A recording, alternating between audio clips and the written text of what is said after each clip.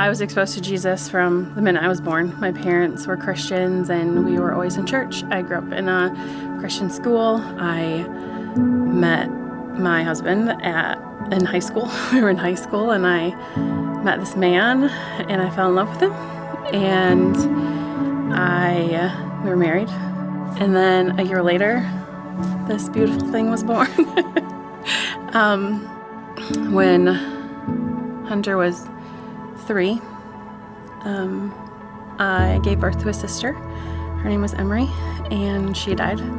We grieved her, and God had called us to be foster parents, but we just couldn't make it work. And the church was starting a foster care ministry, and we're like, well, I guess that's it. So in that, within that ministry, we were able to become licensed foster parents, and over those 9 years that we were foster parents, we got to parent 42 children, and we were able to, our 19th placement, we adopted. That was pretty incredible. Boston was by far the best gift from all of that.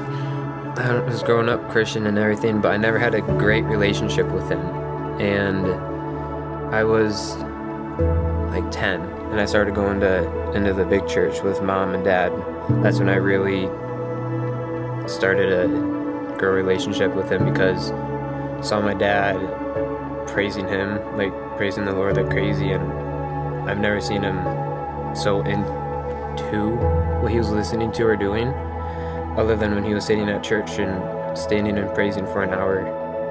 That's when I knew that it wasn't anything to mess around with, and it was something that I needed to take bigger than go to church on a Sunday. I ended up working with Dad for a summer, and we were working one day, and he had to go home because his head hurt so bad. He went into the living room, and he sat down, and he fell asleep. And I just sat and watched him sleep, and his body started doing some really strange things.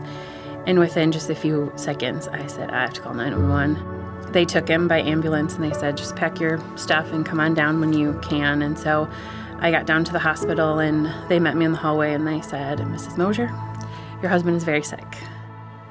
Everybody started praying from that moment, and we walked out a very long 3 weeks in the hospital.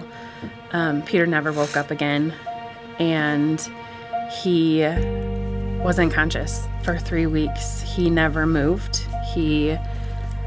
There was no physical responses at all. Mom meets us at the elevator on the 4th floor and says that the brain failed overnight at about midnight. After a few hours, I was watching him and his heartbeat and his vitals and everything for like 30 minutes, because I had to go to the bathroom, but I wasn't going to leave unless he was good and okay. And then his vitals were good for like 5-10 minutes and consistent, steady, and I was like, okay.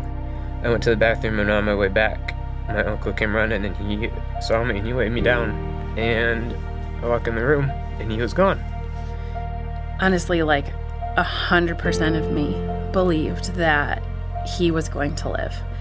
I think most people believed that he was going to live. The church fasted together on his behalf and for his healing. And as we got closer to the end, God whispered to me, I can use his death bigger than I can use his life. And I immediately ignored that. I said, I don't want to hear that. I'm still believing in healing.